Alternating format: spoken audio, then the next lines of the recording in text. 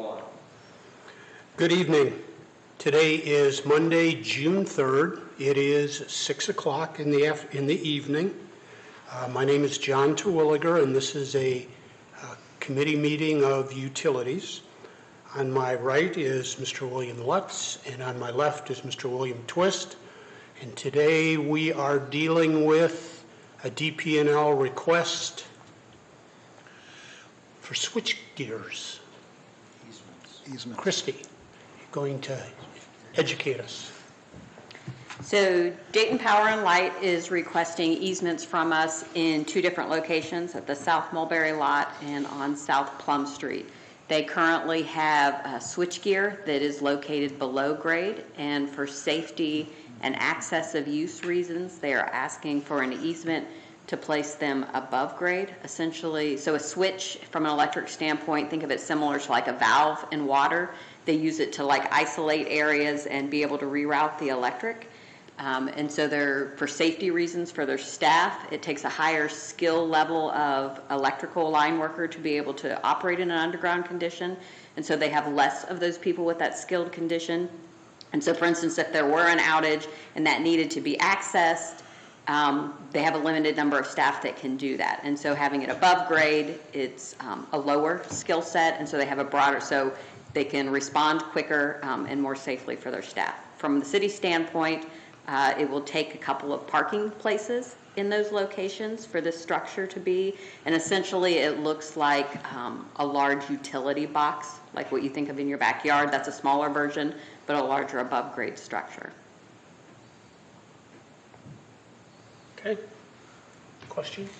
So the switches aren't going to be up on a pole, they're going to be on the ground. Correct. Okay. Correct. From our or the public standpoint, it's just going to look like a power box is what we're going to see. All right. Yeah, that was my biggest concern. Yeah, call it coincidence or timing, but we just had those nasty storms that rolled through, and I know that with the work that my group is doing down south, one of the biggest impediments was power lines over the road, and I would hate to see Right. this be part of something that would impede those type of efforts in the future. But if it just seems to be a switch at ground level, it doesn't seem that would be the case. Right, and like I said, it does improve. So when you think of like when we have a main break, a lot of times the portion is like isolating. So electric, when they have an outage, what they're trying to do is minimize that impact. So they're activating switches, opening and closing circuits to kind of minimize that area of people who are affected to come in and do the repair in that area. And so, like I said, this gives them more easy access to a switch that's there. All right. Bill, anything? No, I don't have any questions. So it's safer for them, it's more accessible, them being DP&L, and there are no additional wires that can be of hazard. Correct. Okay. Any other questions from persons? What would you like? And this is not emergency. Okay. Let's move forward. Move forward.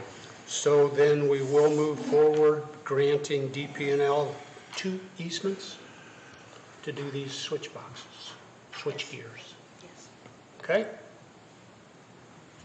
Any other business to be brought before? No. Then we